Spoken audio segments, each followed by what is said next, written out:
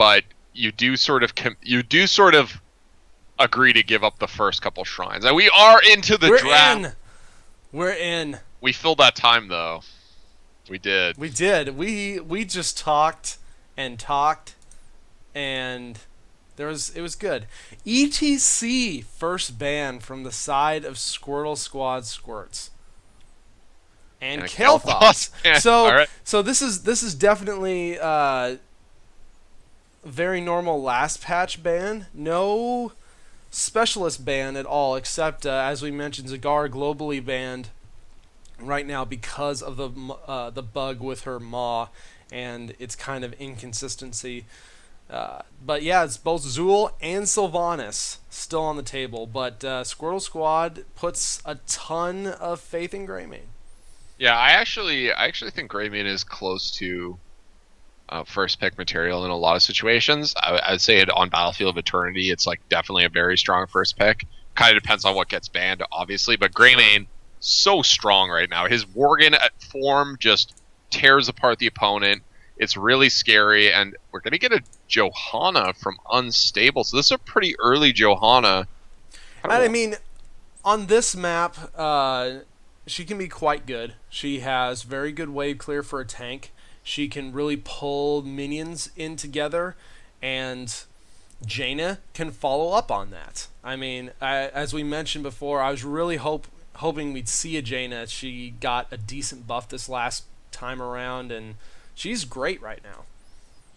Yeah, okay, Diablo. I like there's this. your Diablo. So I mean, it's kind of coming to fruition. Like, great wave clear from the side of Diablo. He's got a lot of disruption. He's got a lot of displacement. So really good. You got some extra wave clear. The lightning shield on Rhaegar. And honestly, Rhaegar is probably my favorite support right now, just because of the level of aggression that he can do. I mean, I'm an Uther person and a Kharazim person myself, but I've never been able to go full wolf, truthfully. Like, I can't really make that aggression work the same way some other supports can. So I'm really interested to see the Lightning Shield. I think it's going to get a lot done here. And we're going to see a fall stat ban from Unstable. I actually like that. I think if you are Squirtle Squad and you have a fall stat player, you're probably thinking about it at this point because of the global, allowing you to soak so much XP. But also just generally a very strong hero across the board. It has a really good kit. Yeah. And not only that, the bigger the map, the more useful Falstad is because of that global. And so taking that out is probably a really good idea. Squirtle Squad thinking quite a bit on this second ban. Who do we got? I mean, obviously a good ban in this case would be a support, right? Because Unstable doesn't have their support yet, and they've already got their tank.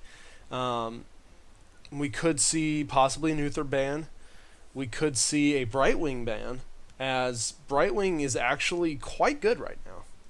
I think I was gonna say Uther seems like a natural ban here, but because of the way Unstable picking Johanna like that, they've hidden a lot, honestly. Like, Johanna Jaina doesn't speak to any sort of specific strategy, so they, like, by doing that, by picking those picks, I think they kind of just, it was kind of like a Matt Uther ban from Squirtle Squad, because it's like, what do you do? Like, what are your options? And banning a support is usually a good idea if you already have yours, but banning Uther when, like, Kharazim is available, Morales is available, Brightwing is available, like that, it seems like kind of a meh ban, honestly. And it's not, I'm not like hating on Squirrel Squad, I'm just saying, like, I think that Unstable kind of forced that by going so neutral. To be honest, though, at the same time, any support ban is kind of a meh ban right now. Like, I would say that supports across the board are, they're very streamlined. They're like, there's no like tier 1 support anymore. Like, every support is like tier 2 right now. You've got Rhaegar, Brightwing, Kharazim, Uther, and maybe even Morales, and they're all just kind of there. They're good, but they're not amazing. I think you're right in that there's not like one that stands head and shoulders above the rest of them, but there are definitely a few that are way below. And we're going to see Tyrande here. I think that's not going to be a solo Tyrande. I think we're going to see something else, because I just can't see that solo Tyrande keeping up. You think we'll see the Kharazim with that, or maybe the Brightwing with that? I don't I don't really like the Brightwing with it. I mean, I guess Brightwing's okay against Greymane and Diablo. So I guess And the as it stands global. right now. I mean, too, having a Brightwing to soak top while a shrine is going bottom and then teleporting in at the last second can be really useful. And it looks like we're gonna get the Kerrigan Greymane combo of death. This is a scary aggro composition right now for a Squirtle squad. They could do a lot of things here. They could add in a noob. They have a second tank player who isn't their melee assassin player. They could do that. They could just go for range damage, like Li Ming is on the table. There's lots of options. Zool, Sylvanas still on the table. Whew. Sylvanas is actually a really good. I think Sylvanas fits this pretty Sylvanas well. on this map is incredible. She's just very good because she can shut down the towers while the Punisher pushes. She's got great AoE to clear minion waves and to clear minions at shrines. And there it is. There's the Sylvanas right there. So great.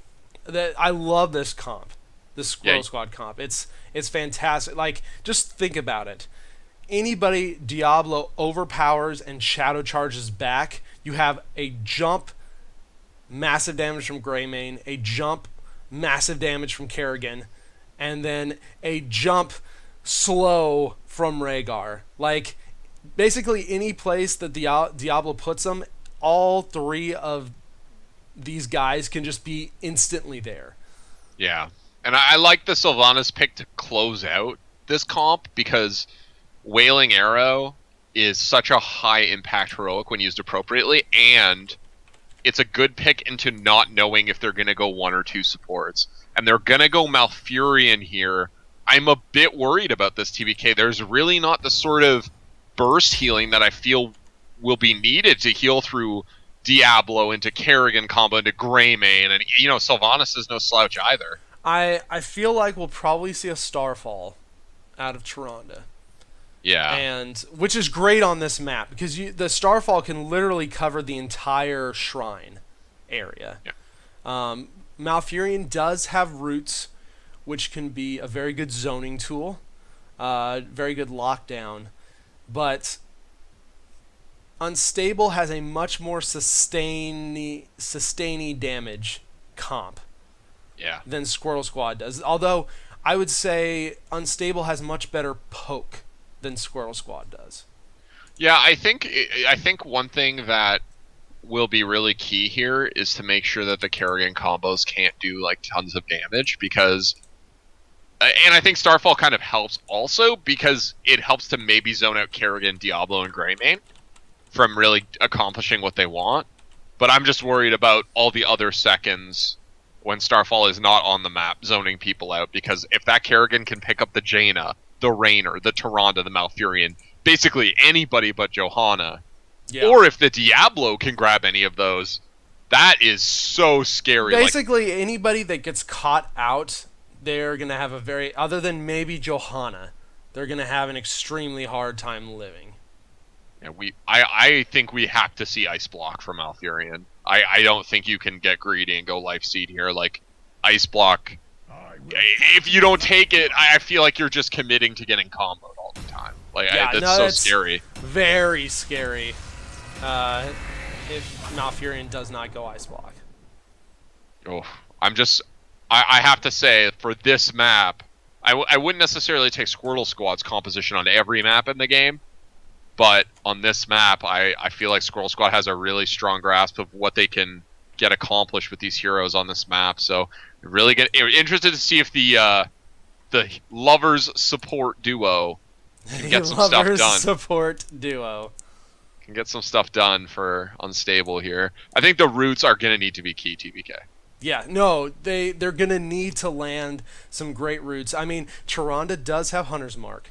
So if they can root someone, get a Hunter's Mark down, Blizzard, Ice, and Cone of Cold, Frostbolt do a ton of damage.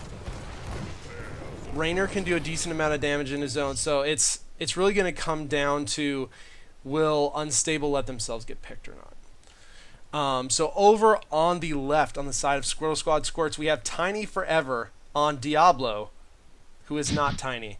No. Houdini on Greymane, Sir Sean Sheep. Say that 3 times fast. On Kerrigan. Donathan on Sylvanas, and Space Age Hero on Rhaegar. And on the side of Unstable, we have Liquid, but spelled improperly, on Johanna. Liquid. Church, Liquid. Church on Raynor, on Jimmy. Laser Muffin, playing Jaina. Mystic Shroud on Malfurion, and Tactical Tuna playing Tyrande. Good old Tactical Tuna. He's a bro. So all 5 members of Unstable rushing the middle very quickly. Sylvanas just going to chill out bottom. And we'll probably see, we could see a 4-1 rotation. But it looks like for now we're going to see a 1-3-1. Yeah, I don't totally see the 4-1 coming out. You're right. It looks like it's just going to be a 1-3-1 from Squirtle Squad. 1-3-1 is not necessarily inferior, it should be said, but in the middle, Tactical Tuna gets flipped and destroyed by Kerrigan and Diablo and Grayman. See, and that's what we were afraid of, right? If Tiny can get those picks off, Sean and Houdini are just going to massacre whoever gets knocked back. Yeah, and so far Tiny is showing pretty good judgment about what he does on Diablo, and we do see Raynor fall. Is that in the top lane? It looks like that was in the top lane. And again, it's Kerrigan and Greymane are doing a roaming pick squad, and that's exactly what this comp needs to do. It's so deadly. If Rhaegar can get the lockdown with his Earthbind totem, if Diablo can get that pick, then anybody but Johanna is basically dead from those two. Yeah, exactly. Like there's just so many low health heroes with no way to just remove themselves from that situation. Once we get to 7, we should see some clutch cleanses, hopefully, coming out of Mystic Shroud. But yeah, and I'm not. Apparently, stream is still seeing the draft screen, TBK. So I'm not sure. Uh-oh. Yeah, I just got a whisper from our buddy Stark. So we do have. I'm gonna radio. Apologies. I'm gonna radio this until we know. So the shrine in the middle is active. Both teams moving that way. We do have Squirtle Squad slightly on ahead on XP as Unstable positions in the bushes around the shrine, trying to see if they can maybe catch Squirtle Squad off guard. Yeah, and like I said, I feel like Unstable's got better poke right now, so it'll all depend how they end up playing the shrine. Yeah, and so far they're playing very passively. The shrine hasn't even been activated. Sir Sean Sheep on Kerrigan going to start that up for Squirtle Squad. Getting that, just starting that, getting those minions started off here. And now Unstable decides to commit. Liquid going in on Johanna. Some damage going out onto Tiny, but the Lunar Flare will miss. He's at about half health. For the moment, things not looking too bad for Squirtle Squad. They have enough time to heal up Diablo and maybe re-engage here. So, I wanted to point out the Kerrigan build, because a lot of times you'll see, for Infernal Shrines especially, you'll see the Q build, which is you're healing on Ravage, on your Q, and then the mana refund on the Q of 4. This allows you to basically jump from minion to minion just constantly. Yeah. Ooh, and a huge root into a triple Lunar Flare. Sir Sean Sheep getting blown up. He's actually getting away now. They do turn around the kill on Raynor. Liquid very low. We do. Okay, the stream is back up. Diablo gets rooted. Tiny is just going to get barely killed there, and that's just a 1-for-1. But Unstable is actually ahead on the minions, and they're about to secure the Punisher, TBK. Yeah, and this is actually really impressive in some ways. So Jaina fell on the bottom, and in some ways that actually hampered Squirtle Squad from getting this Punisher, because both Greyman and Kerrigan were chasing her around for so long, allowing Unstable to get the minions they need. Yeah, it was actually a really great play from Kerrigan to just hide in the bush and wait for the rotation. But like you said, they committed a lot of time to it. And that time in the end means that they aren't going to get the Punisher. Punisher not doing too much, though. It is going to get the wall as well as one of the towers. Doesn't even get that second tower. So really not that bad. And Squirtle Squad's still ahead on XP as they are slightly ahead. They do have 7 ahead of their opponents. I would say that whole fight, Sylvanas was bottom pretty much the whole time, and it shows. The fort at half health, Church's passive Not quite enough to save him, as a 4-man rotation is going to seal his fate. Laser Muffin coming down, trying to get as much damage on them as possible. A beautiful roost by Malfurion. Rhaegar going to fall. Kerrigan comes in to try and save her wolf buddy, but alas, it is not to be. Yeah, so the rotation to secure the first kill was good, but they had to go a little bit deep. Now look at this flank from Houdini, immediately jumping on the opportunity created by Kerrigan. Tiny is going to flip Johanna. She's pretty tanky, and probably there's not really going to be anything that comes of this. Houdini going to give up the chase. He's going to stop chasing that car. He's going to turn around and probably hit the fountain. Because he's a dog, right? Ha ha! I have to say, I'm really impressed with Mystic Shroud so far. The roots have been on point. Like, yeah, well, the roots secured that kill. Roots, yeah. Yeah, the roots were the reason that they got that kill there on Rhaegar. If it weren't for those roots, that would not have happened. So far, like you said, very good. Guess we'll see what happens. We don't have a cleanse at 7 from Malfurion, so feeling good about his potential for burst heal, I guess. But I mean, there's not a ton of hard CC. Well, if you're cleansed, you can't get flipped. But yeah, you can't. I mean, that's the one big thing, right? Is the flip, and I mean, I guess the Kerrigan combo too. You can cleanse mid combo. Like I think the cleanse is really strong here, so I guess we'll see from Mystic Shroud's build what he values against this composition. But I love this call for a Squirtle squad. They're just gonna push bottom. They're gonna secure this fort, and even though Unstable is gonna get the positioning advantage, and they are gonna get a head start on the minions, there are 3 members of Unstable defending this bottom lane, so it's not gonna be a huge advantage. They should probably get about 15 to 20 of them. But a team wipe could easily turn this around for Squirtle Squad if they have level 10. Yeah, and that's the thing. That fort by Squirtle Squad allowed them to get level 10. Still a half level to go for Unstable, and we have a full rotation up. Liquid is going to be in a lot of trouble. A huge jump, and Charonda is obliterated.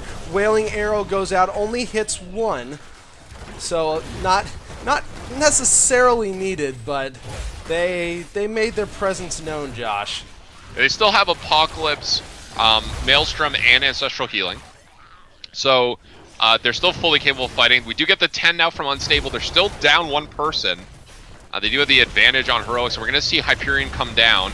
Very even on Skeletal Minions, though, TBK.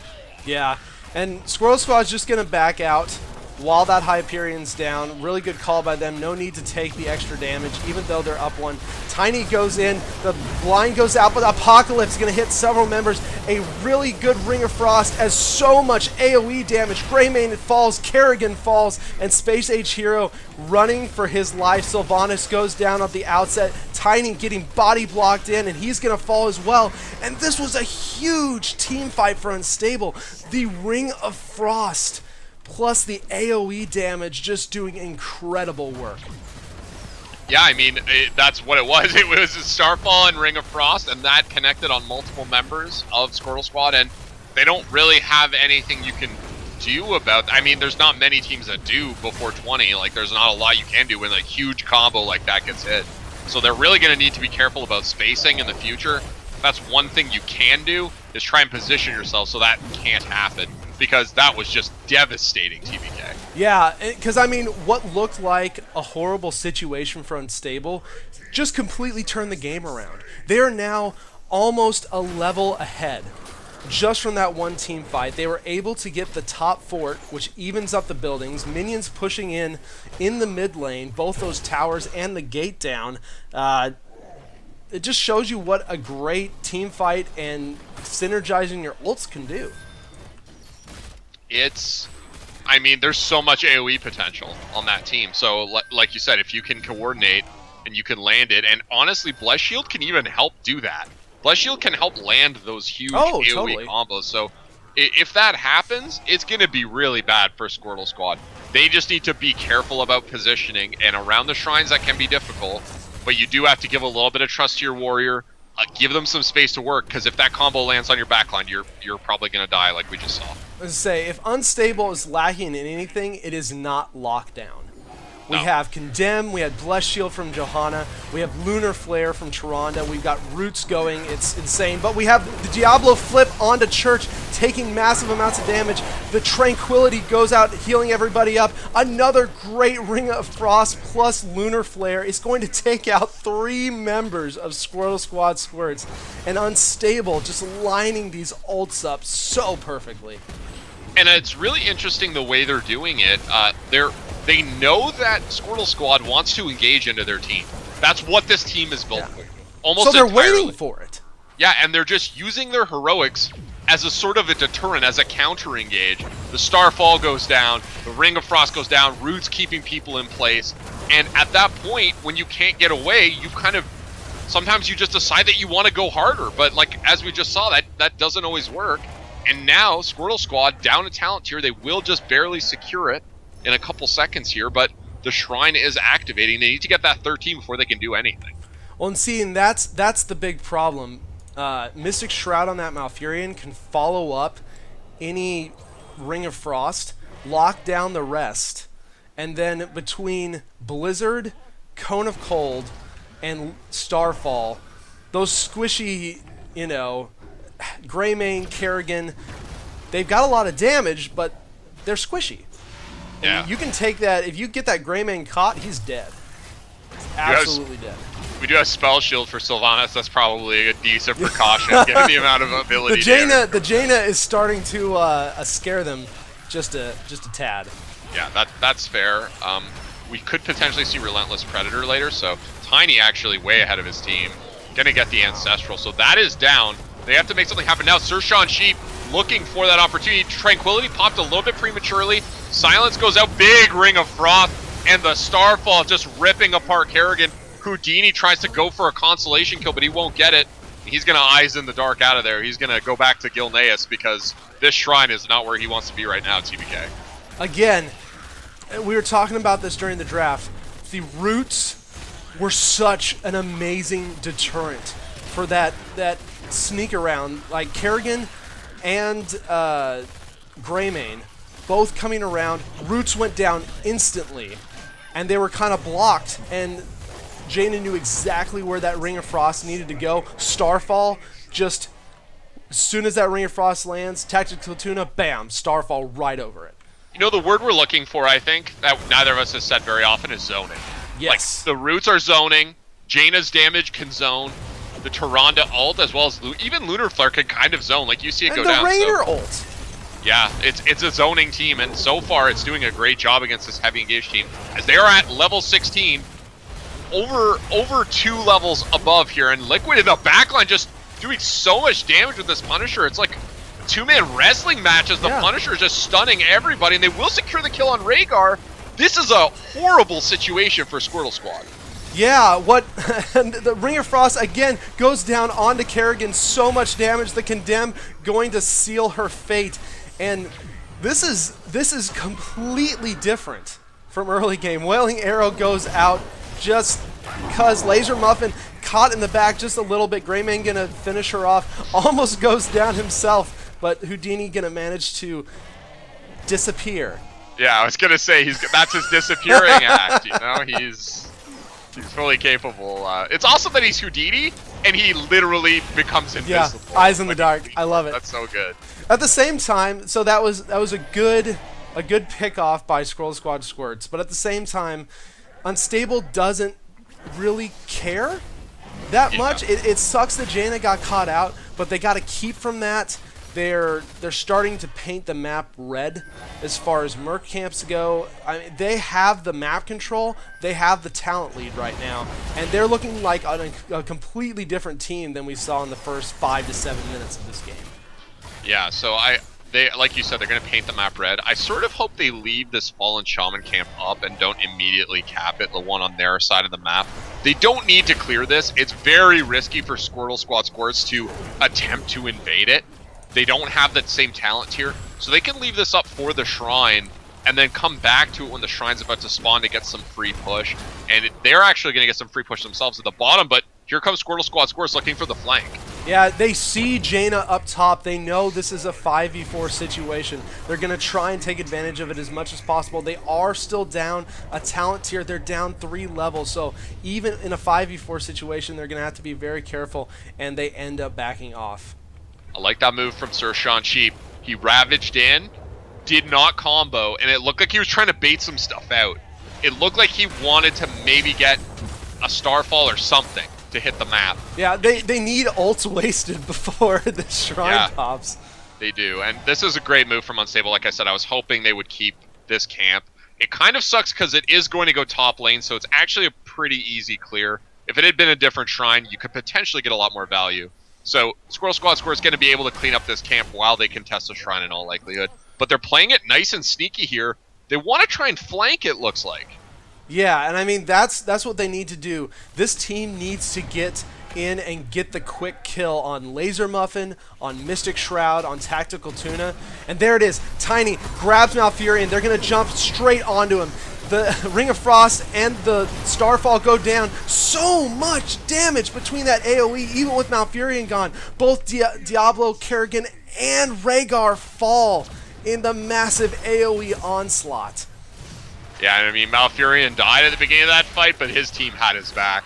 That's the kind of death, you know, if you're playing quick match with your buddies, where you just say, worth. Because you got killed, but the enemy team got decimated as a response, so... Because, yeah, I mean, yeah, it sucks that your heals are gone, but they blew everything on Malfurion. And Laser Muffin and Tactical Tuna were there and ready for it.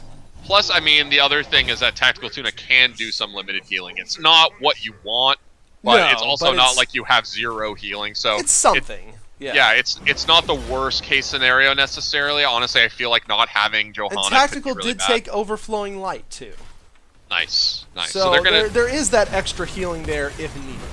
Now everybody is up on both sides, but because of the proximity to the base of Squirtle Squad Squirts, they will actually all be here while Malfurion is still running back. The Punisher not getting a lot of value. It's getting smacked by all these turrets. It is about to go down. However, Sir Sean Sheep gets hit by the root. He's going to get the Ancestral. Tiny taking so much damage. The vulnerability comes on him and he will die. And I think at this point, Unstable might just content themselves to withdraw, but they definitely had the option to force the issue if they wanted to. We do have some camps coming back up, though. I think... And this is the problem with Diablo, right? Well, this is the problem with Diablo if he dies a lot. Is that he can't keep these stacks up. Because as soon as he gets that res, yeah, that's nice, but then you're back down to being extremely weak for a decent period of time because you don't have those souls. I love this move from Squirtle Squad Squirts. TBK, they faded. They pretended to just go back out onto the map. So they backed off a little bit, disappeared, and then as soon as they saw Squirtle Squad Squirts rotate away, Unstable, they just went in there and demolished that keep. Great shot calling to just be like, you know what, they don't want to fight us here, so let's just hang out a sec and see if they leave. And they did. They get a free keep as a result. And not only that, looks like they're going to get a free Shaman camp. They are going to try and contest. Blessed Shield goes out. Hyperion, Apocalypse hits everyone, which is huge. Liquid, though, just unflappable on that middle part. The Ring of Frost goes out. Houdini cannot do the damage he needs 1v4, and this is a disaster for Squirtle Squad. Yeah, so there's 2 Storm Shields on the side of Unstable, and they negated a ton of damage there. And like you said, Blessed Shield did go out, so it is on cooldown. We do have Indestructible for Johanna also, so at this point, Unstable looking to end the game, really. Yeah, and there's really no reason they shouldn't be able to. Ancestral goes out onto Sylvanas just to kind of keep her alive, but we have a Shaman camp pushing. We have 2 catapults coming in. We still have 5 seconds on Diablo, 10 seconds on the other damage. It's just not going to be soon enough, Josh. This game's going to go to Unstable. And Unstable really proving my negativity in the draft wrong here. Like, they were so comfortable playing against the heavy engage, using all of their heroics, using the roots, using the lunar flare to lock down opponents. And I actually have to give a big shout out to Tactical Tuna, because you look at his talent picks or whatnot, and you might think, oh, like Tactical Tuna, like He's playing Tyrande, so whatever. But he knew he was watching for those flanks. Mm-hmm. He was using the owl to make sure that everybody knew when a flank was coming, and the coordination on the side of Unstable was impressive. Yeah, it really was. And I mean, just the start of the game that you couldn't see half of because production. But the start of the game, Squirrel Squad Squirts looked so good. They were getting exactly what they wanted. They were getting those picks. Yeah. But as soon as it came down to the team fight, Unstable just executed. And it just never let up from there. And Squirrel Squad Squirts just couldn't get a break. I mean, it was really... Like, look at Tactical Tuna's damage. He has 48k hero damage. He's the most... He's playing Tyrande. I know, for goodness sake. That's Starfall damage, though. How much of that is Starfall? It's got to be a lot because... Oh, the Starfall was... I mean, let's give props to Laser Muffin. Amazing Ring of Frost. Yeah. But basically, as soon as that Ring of Frost went down, Tactical Tuna, bam, Starfall right on top of it. And then usually there was a blizzard somewhere in there too. And I mean, it was just so much damage. I mean, Kerrigan and Greybane getting hit by 2-3 waves of the blizzard. You can't live through that. I think New Jaina's pretty good. Yeah. I'll say from that game, like, she seems pretty good. Yeah. The triple wave especially. Like, the triple wave default, just having that is really crazy because you have to respect it. You know, before you might be okay to eat like one wave if you needed the positioning. You would just go, okay, like I'm just gonna, especially if you're a tank, you're like, I'll just eat one. But having it there for 3 waves is a deterrent because you don't want to walk through it. You just don't. So, well, it's a lot of damage too. Yeah. Honestly, it really is. And so it's just rough. Like, I give huge props to Unstable. They had a lockdown comp and they executed it perfectly. They really did. Yeah, and I feel like on the side of Squirtle Squad Squirts, they just, like you said, they had a pretty good early game.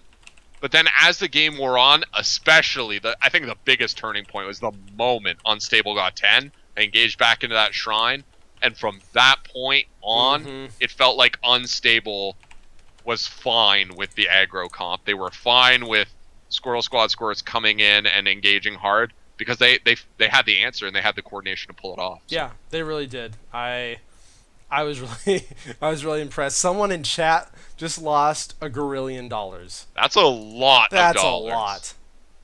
That is like, I don't even, like, how many zeros is that?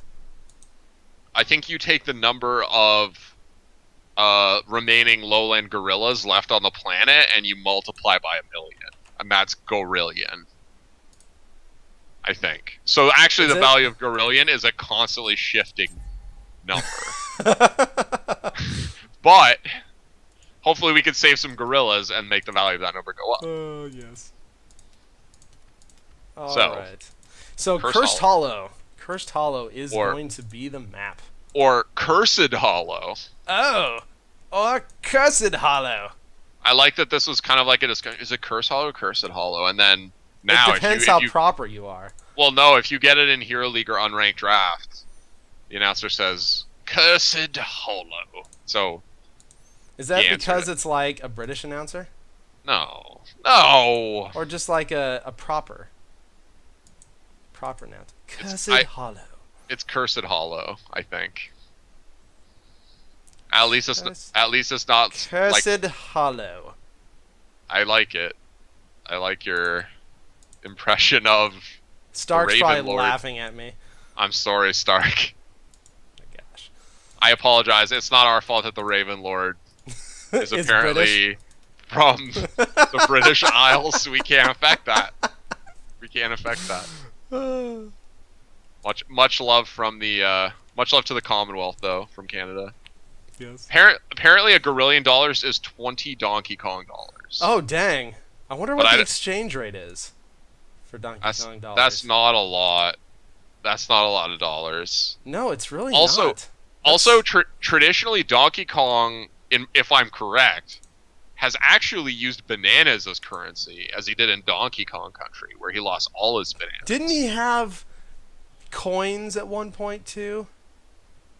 I mean, Or was it balloons? Maybe? Balloons are you get... Balloons are like lifeblood. Yeah, but like the beginning of Donkey Kong Country, he loses all his bananas in his whole... He does. Right? So like... It's a very sad deal. I feel like that was the Fort Knox of bananas, basically. And he's been robbed, so I think Donkey Kong dollars might just be a euphemism for bananas. Or maybe like each Donkey Kong dollar is 10 bananas. I have no idea. Somebody do the math on the exchange rate of that. Star says he's not mad. He's just disappointed. Just disappointed. That's fair. That's totally fair. I would be disappointed in us too. Feels bad, man. Oh goodness. Okay, so I'm getting draft links out right now. Let's see here.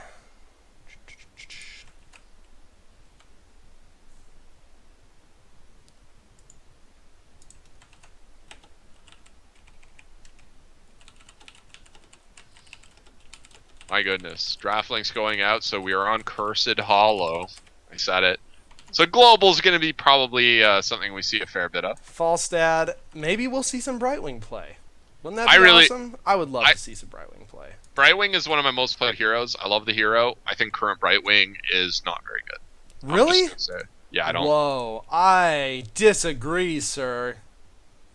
I feel current Brightwing is incredible. I think it... Just said it. I think it was Nurok who said that that Malfurion is better than no support, and then no support is better than solo support Brightwing.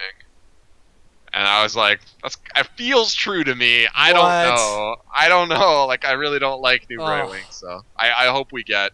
This was like the first support that I really loved, I think. So hopefully we get some fixes, because I do not like the current Brightwing. I think too long the character was defined by the it being an Illidan counter, so hopefully we can find some kind of new niche. So we're gonna get the Kael'thas. So I really hope one of these teams picks Brightwing and proves you wrong. Just saying it. I've got it out there. Got it out there. I was proved wrong last draft, so why not this one too, right? I was impressed last draft for sure. So Unstable with first pick, first ban, they go ahead and get rid of that Kael'thas. I mean, even after his little nerf there, no one wants to play against Kael'thas. I don't blame them. I think he's still good. It's been weird because Kael'thas has never been kind of like, he's okay, he's middling, but a Jaina first pick from Unstable. I mean, they used it to great success last game. Worked last time. If it ain't broke, don't fix it. I do like the Falstad ban, like you said. Global's on this map extremely strong, so it's no surprise he's going to go out very quickly. I feel like, and we haven't really quite seen it in competitive play a lot yet, I feel like Jane is going to pick up some steam. You know what I'm thinking? Okay, so we got Sonya. I'm kind of wondering if maybe there's not an Abathur player on the side of Unstable, because like the double Jaina was kind of a staple of the competitive scene for so long, and especially now with the Blizzard changes. Yeah. Oh my gosh, 2-3 wave blizzards coming down at you. Plus, this is a pretty good Abathur map, honestly. So I think it's possible. I don't know if they're comfortable with it. So we see the Uther pickup. I actually like this a lot. I think. Depending on what else Squirtle Squad Squirts is going to do, Uther, I think, can be definitely considered over Rhaegar in certain compositions. It kind of seems to suggest to me that they want to go with another very aggressive composition. Yeah, and I mean, the Divine Shield really enables that a lot more, and if they had a Divine Shield in their comp last game, I feel like they probably could have done much better than they did, because they could have killed somebody in the amount of time that the Divine Shield was on, and then you've got a full health person and already another person dead. Man, Unstable just playing the same comp. They're like, yeah, we like what we did. We like what we did, so they're going to go Johanna Raynor. I don't know if they will go Malfurion Tyrande. I honestly wonder if Squirtle Squad might not ban one of those two heroes here, just to kind of be like, yeah, I don't want that. Yeah. I don't want that. I mean, if last game wasn't enough to prove anything, I mean, Unstable, they got 3 out of 5 of their same roster. Yeah. So, it's like, if it ain't broke, like I said, if it ain't broke, don't fix it. And they're not changing anything right now. They seem very comfortable on all their picks, and it worked out really well. And there's enough choke points in this map to make that same comp actually work just as well, I think. And honestly, you see that Sonya, and I think you're like, you know what? Maybe they are going engage. Like they picked Sonya Uther as their first 2 picks. That's so kind of a telling early pick, isn't it? It feels like they're going for another hard engage comp. So drafting sort of some of the similar stuff, I don't feel is necessarily a bad call. Plus, like we both said a few times now, they seem very comfortable on it. And we get the Rhaegar ban. Okay. So they're taking that support out, which, again, if they go Tyrande Malf, it won't matter too much. Yeah. I mean, it's not a bad ban, for sure. Rhaegar is very strong. I think, if you were going to go for Abathur, then you would need, just a strong primary support like Rhaegar. So, if you're going for something like that, or you're just picking up another specialist, like you go Sylvanas or Zul or something. We could still see a Malf Abathur, though, I think. Yeah, Malf Abathur would be okay. I think at that point, it's your strategy in team fights is a little different, but I like that. I like that ETC ban. Why not? Why not just get that off the table? I mean, you don't want the threat of a Divine Shield mosh pit. Yeah, and we have seen increasingly supports getting better at. We didn't see cleanse last game from Unstable, but we have seen supports getting better at pre-cleansing the CC. Yes. So, and then we're gonna see a new Brack. Okay, so this is another engage comp. You see a new Brack Sonya, and you're like, yeah, this is not a poke comp. No, there's very little poking. This is like straight in your face, but. Yeah. I think at least what they've got so far, especially like I said with the Uther and some of the new talents Uther has, I think this poke comp or this engage comp could be enabled better than the last one was. We're gonna see a Li Ming, so this is gonna be. I like this pick. Yeah, I like the Li Ming on this map. So much burst potential, and. I actually, depending on what these last 2 picks are, the Sonya has a lot of options with this comp. Because you could definitely go Wrath of the Berserker, but you also have the option to go Leap. If you get, actually, having a Sonya with Leap against the same team we saw last game would have been pretty good. And, okay, so we're going to see Mal, so is this we're going to see Tyrande? I think another specialist, though, would also be good. I think Sylvanas here would be fantastic. Sylvanas, even Zul could be, nope. All right. Well, we're gonna. This is Redux. Let's see if Unstable can pull the hat trick and go 2-0 with this same roster. Squirtle Squad is just mixing things up completely. Yeah. So Squirtle Squad, they could do a lot here. They could go for a sustained range damage, go solo. They're gonna go Vikings. I like this.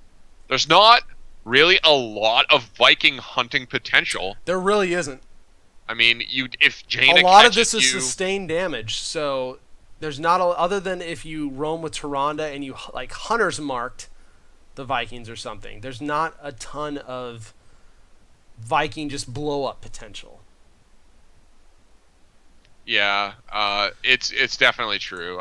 The only thing is, if you're going the Viking style where you take longbow, which we have seen a bit recently when we've been casting, we see the Vikings.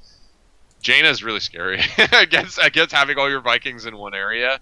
Yes. It can be instant death. Yeah. Honestly, if you get stunned out of the longbow, those Vikings are, they say Vikings are pretty used to the cold, but this is that kind of cold they teach you in Dalaran, so it's kind of different, and they get wiped out. So it's really kind of, I think it's good because there isn't the sort of Viking hunting tech we normally see, like a Falstad. But at the same time, in team fights, those Vikings are going to have to be careful. Yeah. I do like the Master Skin Vikings, though. So obviously, Space Age Hero has had a little bit of Viking experience. And I mean, those are space age costumes on those Vikings. Yeah. So it's feeling good. Oh boy. So looking at these two drafts, we saw the potential of Unstable's draft last game. What do you think of these two drafts? Do you think Squirtle Squad can counter this time around, or do you think Unstable's comp will rule a second time around?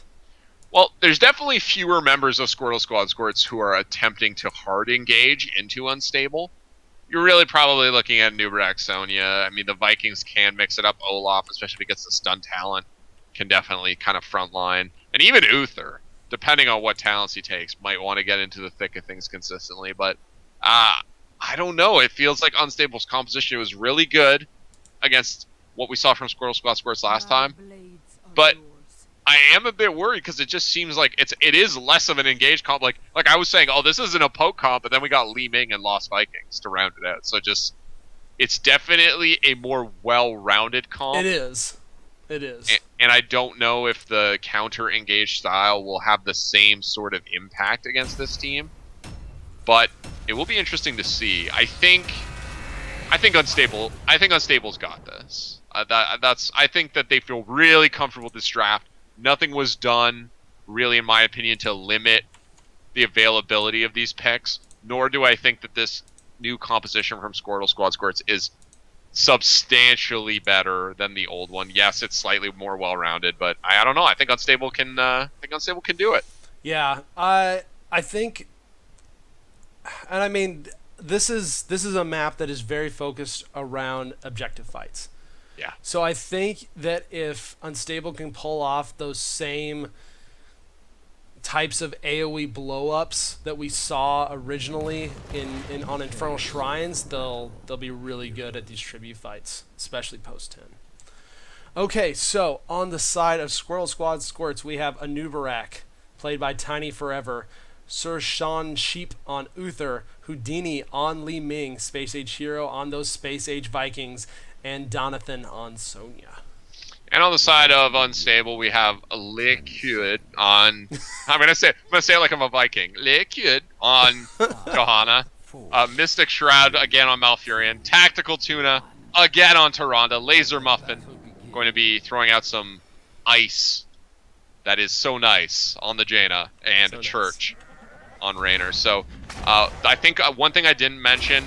Let's see how good the Viking player is here. Let's see how good Space Age Hero is, because that could give a very substantial advantage to his team. It really could. And I mean, if you've got somebody with the Master Skin, they've obviously put in some time on Vikings. We are going to see the triple Viking split, which will allow the rest of the team to 4-man roam, which could be very deadly. Yeah, this is something that has to be considered. Jonathan taking a lot of damage. Tiny's going to go in with the Nubarak. I feel like Tiny, I've seen Tiny's playstyle before in some people I know. He plays those really hard engaged tanks. And Space Age Hero actually going to lose Balog in the middle. His attention was elsewhere. So Balog is going to fall. Tactical Tuna under a lot of pressure. And Laser Muffin trying to come in to help his team. And wow, the lockdown, the roots, TBK, the root magic, still there from Mystic Shroud. The root magic is strong. And not only that, Tiny is going to have to be extremely careful when he uses that burrow for engages. He was so far ahead of the rest of his team, they couldn't do anything about it. And not only that, Mystic Shroud knew exactly who he was going for, threw the roots down exactly where he popped up, and there he was just gone. Laser Muffin plays some extreme pressure on Olaf in the top, but actually dodges the rotation from Donathan, who came up to help, and she dodges it. But now she's looking for a flank in the middle lane. Liquid gonna miss the condemn there, and kind of an indecisive engagement. So the Vikings pretty much getting to do what they want top here with Sonya also. Yeah, and we don't see... We're starting to see a little bit of that XP from the Vikings, as Unstable has been kind of split now, trying to get everything done that they want to, but still getting that soak in. Olaf kind of just hiding up top. Let's see if Laser Muffin can find him. You gotta check it, Laser Muffin. No, where are you going? He's out. He's out. In the mid lane, so much damage. You sneaky portly Viking, you. It's actually, like the Vikings are getting a lot of XP, but the people who are laning against them are doing a great job. In the bottom, Church on Raynor, really putting the pressure on Eric, who does not have a lot of health.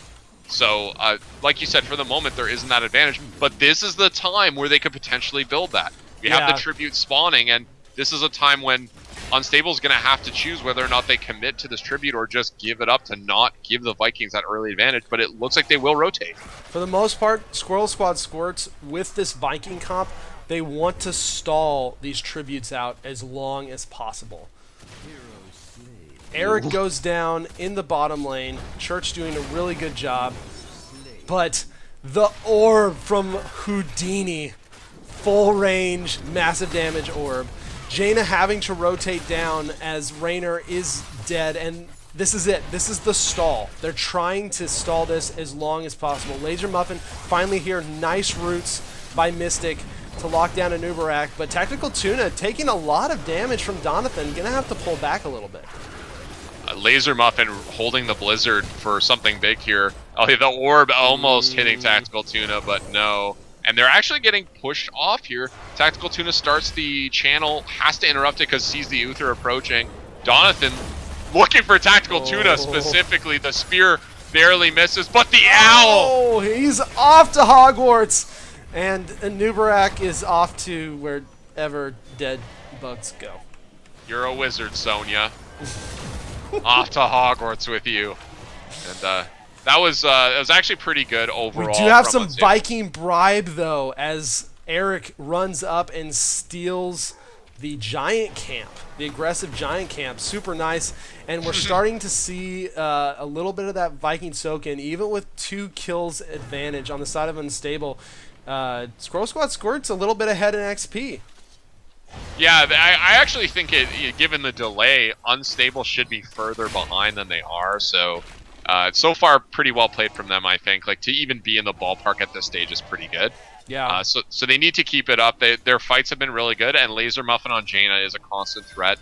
Is saving his Blizzard for the right opportunity instead of just throwing it down first thing when he gets in a team fight. And I like that patience, because that kind of patience is how this composition works. Yep. Okay, so we've got a top tribute spawning, a full rotation onto Church. He's able to get back. The passive saves him. They get a little bit of damage onto the towers, but we're probably going to see a rotate now to the... Oh, we're not. It looks like they're going to push bottom, and this is kind of interesting. Olaf going to try to channel. He's not going to be able to do it in time. They're going to get this second tribute, but bottom is taking a pounding right now.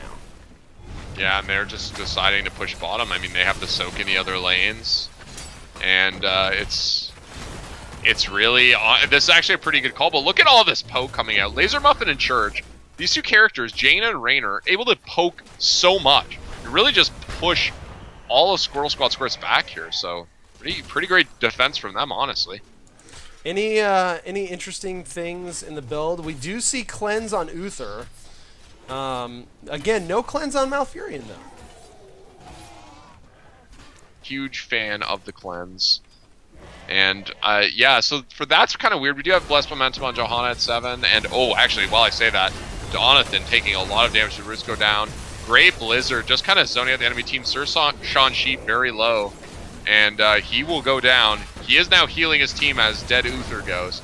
But it looks like Unstable's undeterred by this. They're going to push everybody back. Space Age Hero going to lose Eric. Tiny Forever standing in the Blizzard. I know you're a Nerubian, but that's still pretty chilly. And he's going to burrow charge out of their TBK. So quite a good fight from Unstable. And even though they actually do not have 10, they're in a pretty good position to move towards this tribute and probably so. And they will have 10 for this tribute. They're pushing up. They've got a nice Winion wave here in the middle that's pushing. Olaf down by the tribute to try and stall it out till the rest of his team can get up. They take the giant camp again, because that's just what those Vikings do. Those sassy little cheeky Vikings. Yeah, I like that. I mean, he's making good use of that talent, which is he is. But honestly, they can stall this out, but Unstable doesn't have to get this. No, Unstable could choose to let this go, and the Disintegrate from Li Meng doing a lot of damage. Hyperion going to come out to just zone. Houdini getting so much damage from this flank, just chucking orbs into the back line. Yeah. And this is where all of that zone control comes in. Due to the Hyperion, due to the Ring of Frost and the Starfall, Church was able to just channel that last tribute and not really worry about anybody coming up. I mean, that's a big Hyperion. Yeah, exactly. I mean, it was getting a lot of value on the Vikings. The Vikings can't stand in that. They're pretty low health. And I like this call from Unstable. They're going to split up, get as much value as possible. It's just the 2 Vikings top. They can't defend that. There's no way. No. Meanwhile, in the mid, Liquid, Tactical Tune, and Mystic Shroud are going to do what they can to get this fort down too. So 2 forts for this first curse. It's actually pretty good. That's really good value if they can capitalize, and it looks like they will be able to do that. And this is their push right now is really allowing them to come up. But Tiny Forever coming in with the burrow on the back line. Mystic, though, with another fantastic roots to disengage. Houdini comes up, but they're going to be able to pull back just fine. And they got the fort, too. They secured the top fort. They secured the mid fort. Bottom is being helped by the Viking, which is kind of nice, actually, to have Eric there and just be able to help clear that wave out. But now they're actually going to mid. Tiny Forever. Short burrow charge, actually. It looked like maybe he spammed the key and came out a bit early, and as a result, he will fall here. So great team fighting now from Unstable. I feel like this is sort of a repeat from last game, TBK. They hit 10, and now it feels like they have that coordination, especially with the heroics. Yeah. I will say the old combo didn't work quite as well. The D-Shield is really going to do a lot of good stuff, but this is not where you want to be from Squirtle Squad's side as a Vikings team. Yeah, we are dead even in XP right now, and honestly, if you are a Vikings comp, you want to try, or your goal is to be at least a level ahead. I mean, you're dead even right now because of the Vikings. Yeah, like you would be substantially behind. Yeah, like they would be so behind. Look, they're down 2 forts. They have the middle keep wall is perilously low. I mean, this is really a great showing so far from Unstable, and the Vikings, as we go later into the game, I feel like they're just going to be less and less effective as we see more AoE damage coming out on the side of Unstable. Unstable says, we're going to get our Giants this time around, thank you. As they grab both their Siege and their Bruiser camp to try to keep the Vikings from capitalizing on that Viking bribe. Looks like Squirtle Squad Squirts, they're rotating around. They're going to take their Bruiser camp. It looked like they were thinking about their boss. Houdini in the middle, kind of keeping an eye on things. But this is again the really nice thing is the Vikings can keep soaking all of this if Squirtle Squad Squirts decide to do something like the boss. Yeah, they actually got a lot of value from their Merc Lord at 4. They pushed in that top, got some of that wall. So Vikings play seeming pretty good, honestly. Yeah, and they're providing great vision too, right? And and at this point, like we have Squirtle Squad Squirts taking their own boss, and there's really no indication that Unstable is aware that this is happening. And this is the great thing about Sonya. Sonya just does so much boss damage, and they're able to take this as 3 while Li Ming is kind of showing her face, while the Vikings are around continuing to soak. The next tribute spawns. Unfortunately, Olaf gets trapped by another fantastic Brutes. Oh, and here it is, the AoE. 3-man onto the Ring of Frost. Hyperion going down, the Starfall going down. Uther with the Divine Shield trying to keep himself up, but running inside the Hyperion. It is just... It's an AoE party, Josh. Yeah, I mean, everybody party in the Blizzard, right? I mean, that's basically... Oh, and Space HQ are going to lose Eric and will not interrupt the tribute. So now they secure the tribute. They win a big team fight. Unstable still about a half level back, maybe a little bit more than a half level, and they have to clear this boss. So even though they lost the fight, Squirtle Squad Squirts, they're not going to lose that much time on the map just because... Yeah, this is... No, go ahead. I was just going to say, just because they're forced to clear the boss, and there's really no objective on the side of Unstable that they can really do. So it's actually not the worst time to lose a team fight as Squirtle Squad Squirts closes in on 16. At the same time, this is just another one of the strengths of the Viking. Even though they lost several members, the Vikings were pushing with that boss on bottom and soaking one other lane at the same time. All the ults are down, except for Starfall right now. Ring of Frost almost back up. We have no Tranquility. We might have a Hyperion at the tail end of this fight. All the ults coming back up. Cocoon is up. And I don't know. Who do you cocoon? Like, who's your cocoon target, Josh? I mean... Is it Jaina? I don't know. Like, it seems stranger, right? I mean, maybe Malfurion once he throws down the Tranquility. And we're going to actually see the Divine Shield used preemptively just to allow the engage. Donathan goes in. Tactical Tuna. And the big Ring of Frost hitting only Tiny. He gets cleansed. And at this point, Unstable taking a lot of damage, but Uther will be the first to fall. And Unstable going to look to clean this up as everybody on Squirtle Squad Squirts is so low. Yeah, Mystic Shroud, though, taking so much damage. Nice job by his team for trying to block for him, but Li Ming comes in, is able to kill him, but this is a 4-for-1. That did not go the way Squirtle Squad wanted it to. The Vikings still trying to do work around the map. And I mean, they are getting stuff done, but Squirtle Squad Squirts can't keep losing these team fights so significantly. The death timers are just going to start killing them soon. I mean, Unstable's doing a really good job of that, but metaphorically, the death timers are going to start killing them soon. Yeah, that's right. And they are still even on XP, it should be said. They are still behind structurally. They're behind one fort, and the one keep in the middle for Squirtle Squad Squirts is quite exposed. So they're actually they're not ahead, which is not good, but they're also not behind, which would be catastrophic. Yeah. They're keeping up fairly well because of the Vikings. We've got another tribute spawn. They really need to figure out a way to either stall this out massively again or stop it, because this is going to be another curse for the side of Unstable if they can get this. And honestly, Unstable at this point, oh wow, the Ring of Frost goes down, gets one on the Anubrak, the Divine Shield keeping Sonya able to just DPS Laser Muffin in the backline. Laser Muffin finally getting some support from his team. Donathan gonna try and leave. While all this is happening, though, Balog is pushing with Merklord, and Tactical Tuna a little bit too far forward. The Starfall, though, gonna save his life. He's so low. Tiny, considering the Burrow charge, he's gonna think better of it. And a little bit of that Northrend winner hitting him, and he's gonna get out of there. This team fight, and this is one of the really great things about this dual support team comp right there. You've got Malfurion and Tyrande, because again, we have the overflowing light, so Tyrande actually has a pretty decent heal right now. She was able to kind of keep everybody else up with a great Starfall to come in at the end. But look at the bottom. We have Viking Bribe along with that extra buff the Viking can give those siege giants, and they are just wrecking this bottom fort and not quite going to be able to take it out. So close.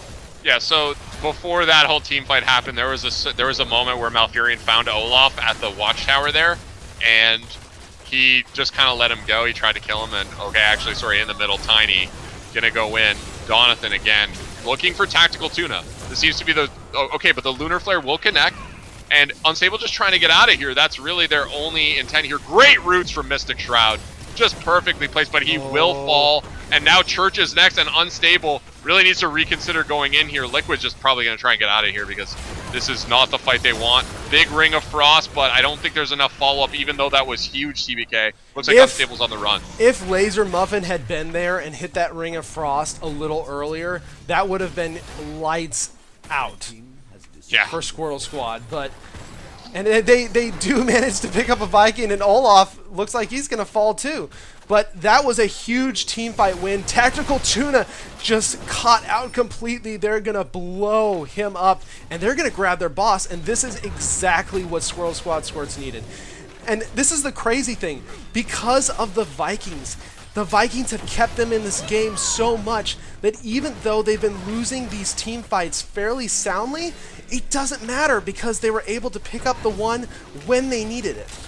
Oh, and actually the Cocoon goes down. Oh, beautiful Cocoon. That was the timing, just perfect. Johanna just really not anticipating it at all. Li Ming doing a great job of keeping the boss from leashing completely as the rest of the team chases Liquid down. Ooh, Shroud needs to be really careful here. He comes in to save Liquid. Great roots, and the Divine Shield forced out. Great job. That's roots for Divine Shield. That's a nice trade. And Nubarak gonna just try and get out of here. So, kind of not a great decision to go in 2v5 there or 2v4, but they the problem with that was it's Johanna, right? Squirtle Squad probably should have just let Liquid go and finish the boss off. Because Liquid wouldn't have gone back in by himself. Malfurion was still far away, but Li Ming was still focused on trying to keep that boss from leasing, so she wasn't helping out at all. And then they were so low already anyways, they just lost the time they needed, and they lost the boss because of it. Church! Oh my gosh, I thought he was going to get caught out. The burrow charge is down, but there's no one else around to follow that up. The Vikings doing a fantastic job just continuing to push. They really want this bruiser camp right here. Bribe goes out on 2, another tribute spawning, and the Vikings should be able to get that bruiser camp without any contesting.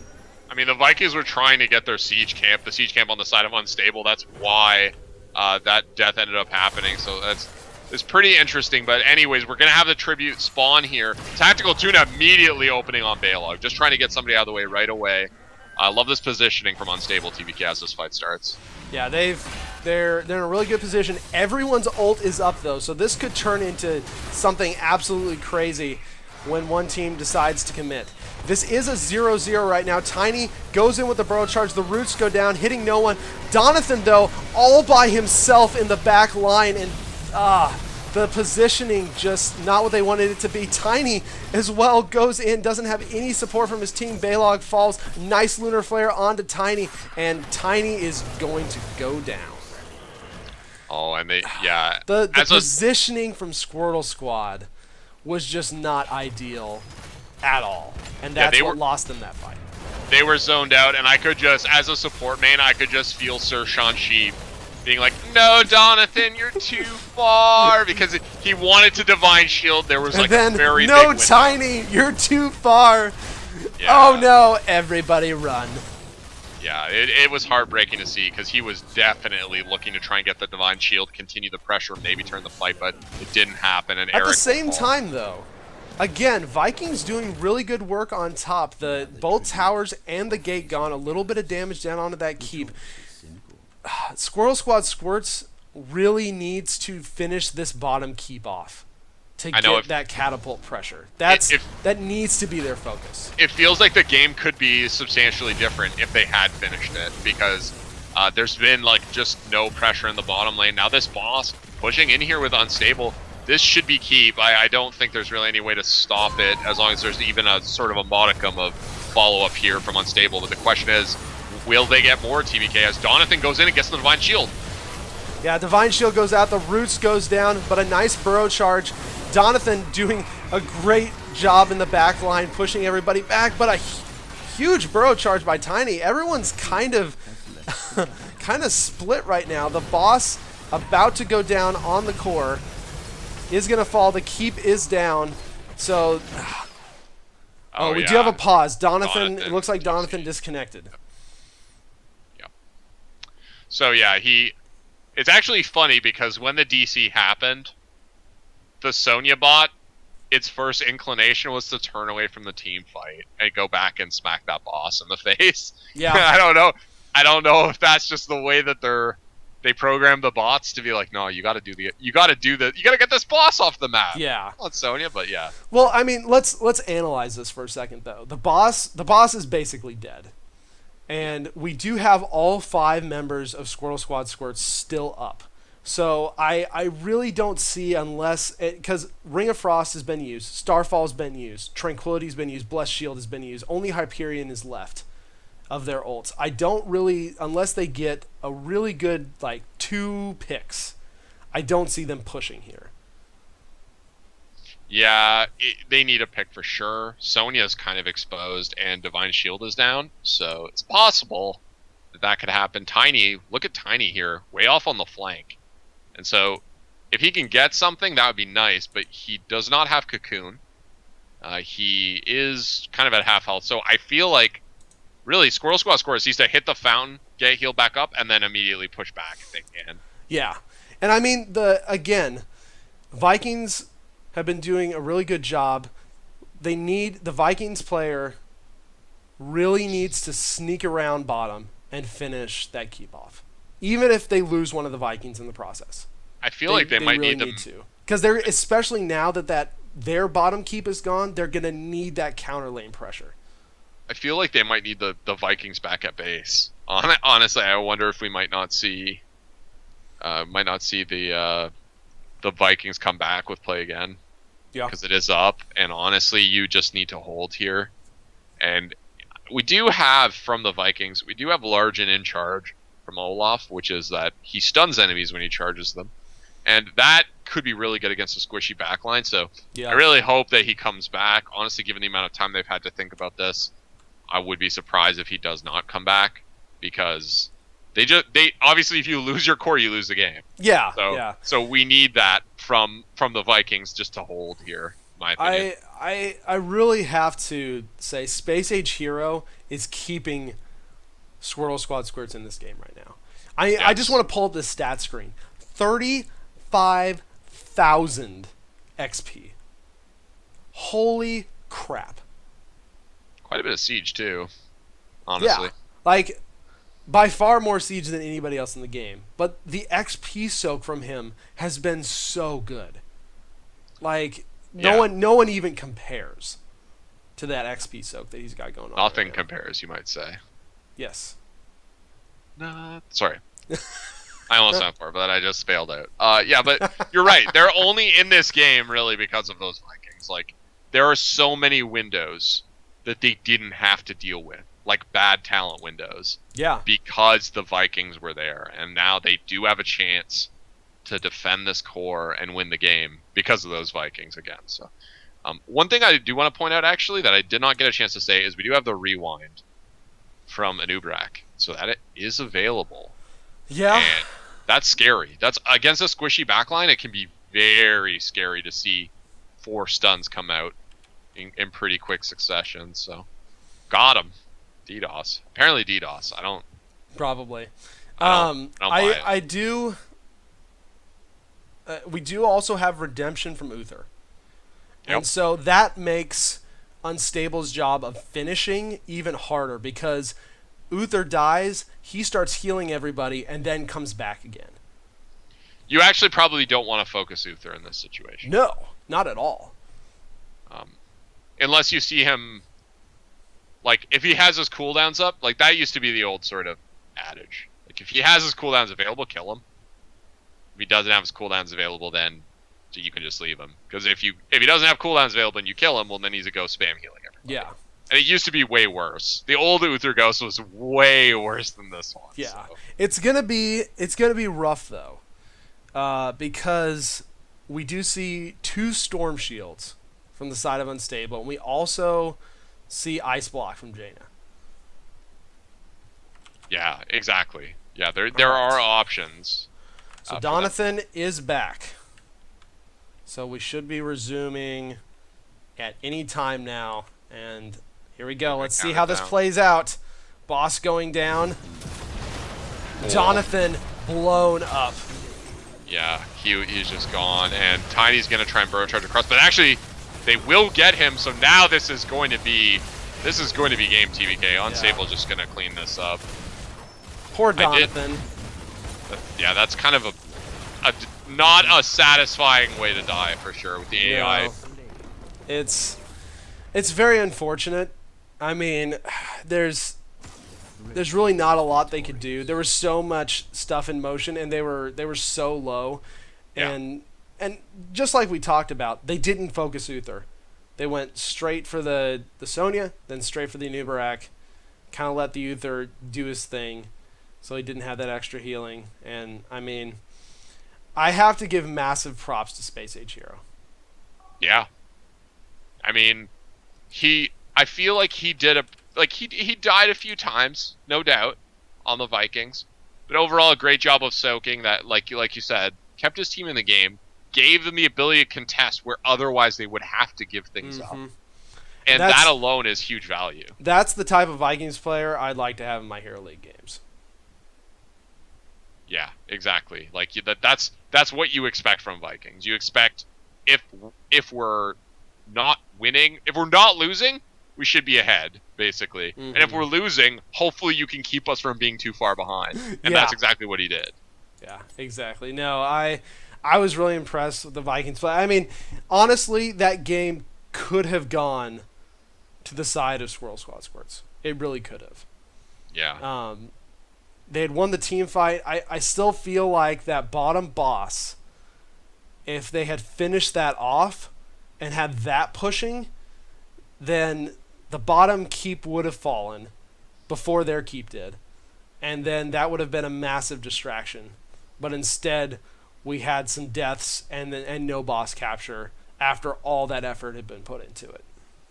And the really scary thing, I guess, or kind of disappointing thing, I'm not scary, but disappointing, is that Olaf went in before he realized exactly how close it would be and took a couple whacks at the keep, and then he backed out. And if he had taken a couple more whacks, or even maybe just decided, like, you know what, Olaf's going to die, but we need this keep, things could have potentially been a lot different there. Like you said, like, the push would have been helpful. Maybe it wouldn't have, instantly won them the game, but the pressure in the bottom lane, especially with those Merc Lord siege giants that we saw continuously stolen by Space Age Hero, that's scary. When you have Merc Lord like siege giants plus catapults on your core, like, you have to do something about it. That's just that simple. Yeah, you absolutely have to.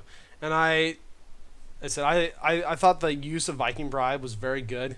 They stole those, like, the siege giants 4 times out of 5. Yeah. Which constantly required action because of the buffing mercenary talent from the Vikings. But I mean, overall, the crazy AoE combo didn't work as well for Unstable as it did in the first game, but it worked well enough. Yeah, no, you're right. Like, it didn't have the same sort of huge wombo that we saw constantly in game 1, but it did what it needed to do. And I was so afraid. We got about halfway through that game, and I just saw that Squirtle Squad Squirts were not falling behind in XP. And I looked at the comp for Unstable, and I said, this is not necessarily a great macro comp. Like, there's not a huge amount of wave clear. There's some. It's not bad, but it's not great. And I was kind of afraid. I was like, I don't know. Do they just lose based on minions? But even with the increase to minions, it wasn't enough. They won team fights consistently. And they just, honestly, again, there were fights where it looked like they were going to lose, and then a good root or a good lunar flare, and it just turns around. Yeah, Mystic with those roots. Yep. Like, Malfurion MVP of roots. I agree. He's the only one that's got roots, but dang it, he was the MVP of those because he allowed so much stuff. And I should say he stopped so much stuff. There were so many hard engages that were just stopped in their tracks because of those roots. And honestly, it killed Donathan's and Tiny's positioning by splitting the team completely. Yeah, there were a few times that Tiny burrow charged in, and there were roots under him a moment later. And Mystic just picking on the bug a little bit. He's had a hard life and a hard unlife. Yes. Okay, you got to give him a break.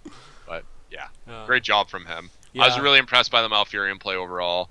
Always a bit skeptical because the hero has definitely the potential to sort of be a flop in certain compositions, but it sounds like they figured out what works well together, and they all seem super comfortable and coordinated. So yeah, for sure. Well, grats to Unstable. They will be moving on in the D3 playoffs. Really good games, honestly. Yeah. I love seeing that team comp, and I love seeing that team comp executed so well. That was very well executed wombo, and that's always kind of fun to watch. But yeah, if you are Unstable's opponents next week, maybe watch some of these games. Yeah, maybe consider taking some of these tools off the table, because my goodness, they went right back for those comfort picks, and they proved again that they can pull it off. Yep, for sure. Well, guys, thanks so much for coming and